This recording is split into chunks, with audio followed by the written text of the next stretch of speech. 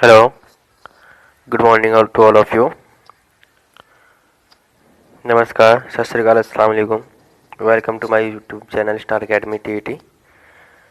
तो आज का जो हमारा टॉपिक होने वाला है वो पॉलिटिकल साइंस से होगा। तो सबसे पहले तो हमें ये पता होना चाहिए कि पॉलिटिकल साइंस में हमें पढ़ना क्या क्या है। ठीक है, तो हम बात करते हैं पॉलिटिकल साइंस की।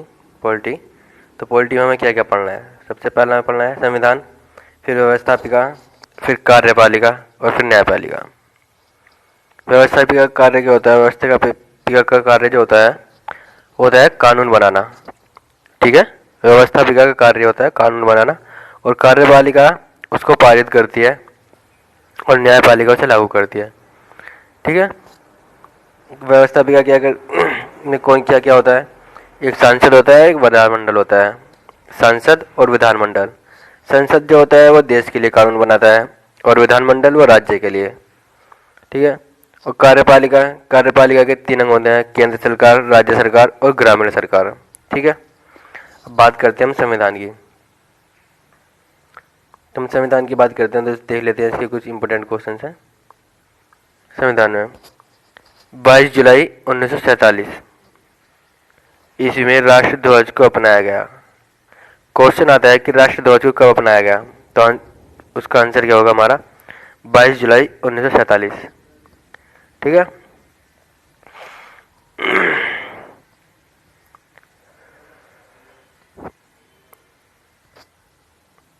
और कब बनाया गया? और अगर क्वेश्चन आता है हमारा कि राष्ट्रध्वज को कब बनाया गया, तो 1930 में लाहौर अधिवेशन में प्रथम बार पंडित जवाहरलाल नेहरू ने रावी नदी के तट पर 26 जनवरी को फहराया था। ठीक है, क्वेश्चन आता है कि पहली बार झंडा जो और राष्ट्रध्वज कब फहराया गया और कहाँ पर फहराया गया, तो 1930 ईस्वी में लाहौर अधिवेशन में सबसे पहले पंडित जवाहरलाल नेहरू ने रावी नदी के तट पर 26 जनवरी को फहराया था। ठीक है, अगला क्वेश्चन की बात करते हैं हम। तो देखिए, 22 जुलाई को मोहम्मद जिन्ना ने पाकिस्तान बनाने का प्रस्ताव रखा, यानी कि अलग देश बनाने का प्रस्ताव कब रखा गया था? 22 जुलाई को रखा गया था। ओके, आगे बात करते हैं हम। 29 अगस्त 1947 में प्रथम प्रारूप समिति का अध्यक्ष चुना गया। किसे चुना गया? भीमराव अम्बेडकर को। ठीक है, प्रथम प्रारूप समिति का अध्यक्ष किसे चुना गया था? भीमराव अम्बेडकर को। और कब? 29 अगस्त 1947। प्रारूप समिति में सदस्यों की संख्या कितनी है? प्रारूप समिति में सदस्यों की संख्या 7 है। ठीक है, तो हम बात करते हैं अगले क्वेश्चन की। 14 सितंबर 1949 में हिंदी भाषा को राज्य भाषा के रूप में स्वीकार किया गया था। क्वेश्चन आता है हमारा, हिंदी भाषा को राज्य भाषा के रूप में कब स्वीकार किया गया? तो 14 दिसंबर 1949। ठीक है, 14 सितंबर को ही हिंदी दिवस मनाया जाता है। हिंदी दिवस कब मनाया जाता है? 14 सितंबर को। देखिए, क्वेश्चन इंपॉर्टेंट क्वेश्चन है, इसको ध्यान से देखेंगे। 26 जनवरी 1949 को क्या हुआ था? संविधान बनकर तैयार हुआ था और अपनाया गया था। इसे संविधान दिवस के रूप में भी मनाया जाता है। 26 जनवरी 1949 को संविधान दिवस के रूप में मनाया जाता है। उस दिन हमारा संविधान बनकर तैयार हो गया था और संविधान अपनाया भी गया था। ठीक है, अगला क्वेश्चन की बात करते हैं हम। 24 जनवरी 1950 संविधान सभा की अंतिम बैठक जो हुई थी 24 जनवरी 1950 को हुई थी, और राष्ट्रगान भी अपनाया गया था।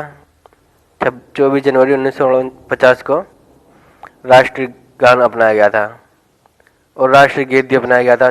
24 जनवरी 1950 को ही अपनाया गया था राष्ट्रगीत भी। 244 सदस्यों ने हस्ताक्षर किए थे। ठीक है, काय पर आगे बात करते हैं। संविधान सभा पर सबसे पहला हस्ताक्षर पंडित जवाहरलाल नेहरू और अंतिम डॉक्टर राजेंद्र प्रसाद का था। ठीक है, तो इस पर संविधान कितने लोग, कितने सदस्यों के हस्ताक्षर किए थे? 284। ओके। और संविधान सभा पर सबसे पहला हस्ताक्षर किसका है? पंडित जवाहरलाल नेहरू का, और अंतिम डॉक्टर राजेंद्र प्रसाद का। आगे बात करते हैं हम, सरकार के प्रकार कितने होते हैं? सरकार कितने प्रकार की होती है? तो सरकार के प्रकार जो होते हैं, जो अंग होते हैं, वो होते हैं 3: कार्यपालिका, व्यवस्थापिका और न्यायपालिका। जैसे कि अभी हम बात कर चुके हैं व्यवस्थापिका, कार्यपालिका और न्यायपालिका की। तो अब बात करते हैं हम कार्यपालिका के अंग। कार्यपालिका के अंग कौन कौन से होते हैं? केंद्र सरकार, राज्य सरकार और ग्रामीण सरकार। संविधान सभा को अधिकार पत्र भी कहा जाता है, ठीक है, नोट करिएगा इस बात को। संविधान सभा को अधिकार पत्र भी कहा जाता है। क्वेश्चन आता है अधिकार पत्र किसे कहा जाता है? तो आंसर होगा हमारा संविधान को। विश्व में सबसे पहले संविधान को एक्सेप्ट करने वाला देश कौन सा है? तो आंसर होगा हमारा अमेरिका। 1789 में इसने एक्सेप्ट किया था। विश्व में संविधान का जनक कौन है? यानी कि संविधान कहाँ पर बना? वो है ब्रिटेन में। संविधान का जनक माना जाता है ब्रिटेन को। सबसे बड़ा लिखा संविधान किसका है? सबसे बड़ा लिखा हुआ संविधान किसका है? तो आंसर होगा हमारा भारत का। सबसे बड़ा लिखा हुआ संविधान भारत का है। भारत का संविधान लचीला और कठोर है। ये क्वेश्चन इंपॉर्टेंट क्वेश्चन है, बहुत इंपॉर्टेंट क्वेश्चन है, अक्सर देखा गया है यूपीटारू स्टेट में। तो इसको देखिए, क्वेश्चन आता है कि भारत का संविधान कैसा है, उसमें ऑप्शन दिया जाता है कठोर, मृदुल, इस टाइप से आएगा। तो आंसर होगा हमारा लचीला और कठोर। संविधान सभा के द्वारा भारत का संविधान बना गया है, ठीक है। भारत संविधान का निर्माण किसके द्वारा किया गया है? संविधान सभा के द्वारा। तो सब इसमें बैठक हुई थी संविधान सभा में। तो सबसे पहले बैठक जो हुई थी वो कब हुई थी? 1946 ईस्वी में हुई थी। संविधान सभा का निर्माण का सुझाव किसने दिया? भारत में संविधान निर्माण का सुझाव किसने दिया था? एम.एन. रॉय ने 1934 में। संविधान सभा विधानसभा के रूप में कार्य कर रही है, ठीक है। संविधान सभा किसके रूप में कार्य कर रही है? विधानसभा के रूप में कार्य कर रही है। भारत अधिनियम 1935 को, भारत शासन अधिनियम 1935 को संविधान में 75% उपयोग किया गया है। कितना परसेंट उपयोग किया गया है? 75%।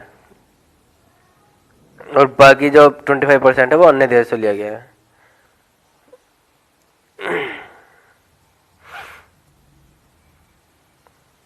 संविधान सभा में सदस्यों की कुल कितनी संख्या थी? ये क्वेश्चन देखिए, संविधान सभा में सदस्यों की कुल संख्या 389 है, ठीक है। कितनी है? 389।